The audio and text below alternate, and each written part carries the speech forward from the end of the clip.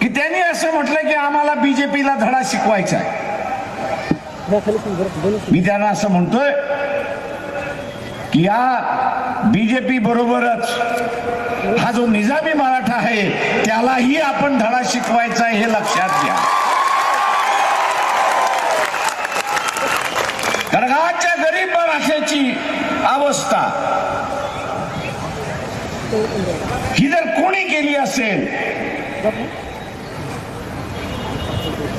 तर प्रकाश बापू शेंडगे यांनी म्हटलं की ज्याचे कारखाने सहकारी कारखाने उभे राहिले,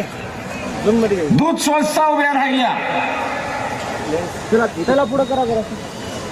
डीसीसी बँका उभ्या राहिल्या, यांनी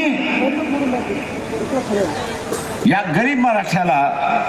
या संस्थेमध्ये पायी ठेवू दिला नाही अशी असताना पण